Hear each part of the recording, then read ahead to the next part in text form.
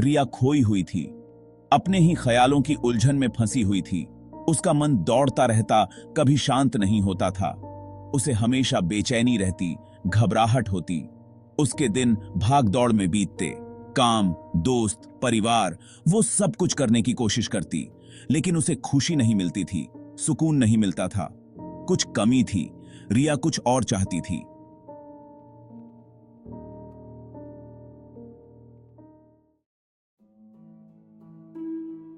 एक दिन एक दोस्त ने उसे माइंडफुलनेस के बारे में बताया। बोला, इसमें बस अपने आज में जीना है। रिया को यकीन तो नहीं हुआ, पर वो अपनी जिंदगी बदलना चाहती थी। उसने कोशिश करने की सोची। रिया ने छोटी शुरुआत की। उसने अपनी सांसों पर ध्यान दिया, अंदर, बाहर, आसान येट गहरा। उसने अपने आसपास की दुनिया को नोटिस करना शुरू किया। रंग, आवाजें, खुशबू। धीरे धीरे रिया को एक बदलाव महसूस होने लगा। उसका मन शांत हुआ, उसे ज्यादा स्थिरता महसूस हुई। माइंडफुलनेस उसका सहारा बनता जा रहा था। उसको अच्छी थी। जैसे जैसे रिया माइंडफुलनेस करती रही, उसे अपने शरीर का एहसास होने लगा। उसने नोटिस किया कि तनाव में उसका शरीर कैसे रिएक्ट करता है। उसके कंधे तन जाते हैं, उसका जबड़ा भींच जाता है। उसे एहसास हुआ कि उसका शरीर एक ऐसी भाषा बोल रहा है जो उसने कभी सीखी ही नहीं। उसने दूसरों के बॉडी लैंग्वेज पर भी ध्यान देना शुरू कर दिया। एक दोस्त की बनावटी मुस्कान से उसकी छिपी हुई उदासी का पता चला। एक मीटिंग में एक कॉलीग का हाथ बांधकर बैठना उसकी असहजता दिखा रहा था। रिया ने नॉन वर्बल कम्युनिकेशन की एक नई दुनिया खोज ली। यह बहुत इंटरेस्टिंग और एम्पावरिंग था।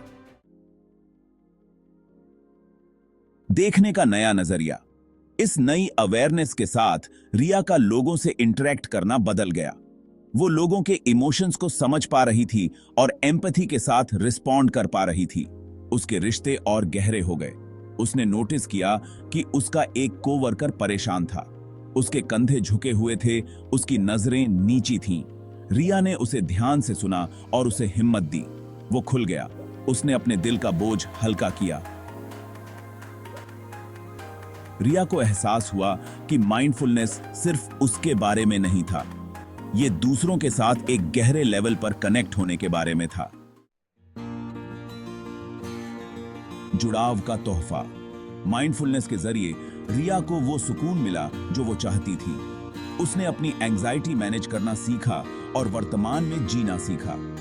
उसने बॉडी लैंग्वेज की ताकत को जाना, जिससे वो एम्पैथी और समझ के साथ कम्युनिकेट कर पाई। रिया की जिंदगी अब भाग दौड़ वाली नहीं रही। वो रोज की चीजों में भी खूबसूरती देखती थी। उसे छोटी छोटी चीजों में खुशी मिलती थी, लेकिन उसकी सबसे बड़ी सीख अभी बाकी थी।